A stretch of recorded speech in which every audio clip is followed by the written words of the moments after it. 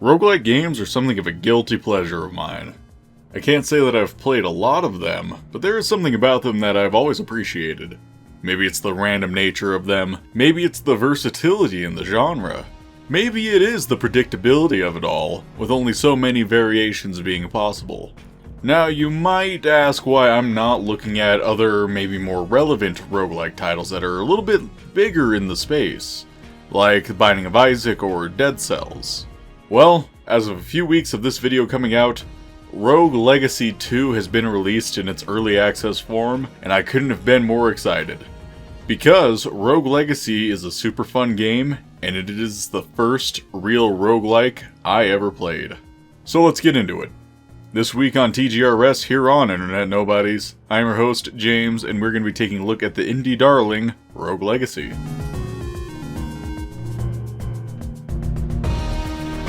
Now, I know I buried the lead a little bit there, but I do need to say something about my feelings on this game later. There really isn't much story in this game as it so happens. The game starts with you as a nameless knight who goes into the Castle Hamson, and once inside you get a small tutorial on the game mechanics. And then in the main chamber, you see a king, and you fucking kill him. Then flash, the game actually starts. You get to pick one of 3 randomly generated heirs to attempt the castle with, each in different classes with different attributes. Each class plays exactly the same swing, same movement. The differences come in when looking at overall stats and magic. Like, the paladin has a built-in shield that consumes magic when used, or the mage has a very high magic pool and can actually cycle through the spells available. The story that is here is very piecemeal and can be completely ignored. You'll come across these journal entries through the castle that it kind of explains the story of the guy who you played as in the intro, who came to this castle to slay the king. And from what I remember, it's actually kind of a neat story. There are 4 main regions in this game: the castle, the forest, the tower, and the dungeon, each of which you can explore right away, but the enemies will be stronger and stronger, but they will give you more gold as a reward. And what would you use the gold for? Well, permanent upgrades. This game is less of a roguelike, where everything resets completely every time, but a roguelite, where there are some things that stick around each time. The upgrades range from basic stat boosts, like damage and defense, or new classes. Then you can go to the blacksmith and buy new armor, which also has different stats. Then you can go to the enchantress, who will give you enchantments on each piece of armor that have different buffs to them, like dashing or double jumping. There's a lot in this game to use the money on, which is absolutely fine, since in order to get into the castle, one must give Charon the ferryman all of their money. As a roguelite, every time you enter the castle, the layout is completely different. That is, unless you use the engineer, but I literally never have, so whatever. Even though the castle's layout is different, there are a lot of rooms that end up being the same. Like, some challenge rooms are always the same ones, or some traps end up being the same. This was probably to expedite programming the generator, but it does get noticeable after a few playthroughs.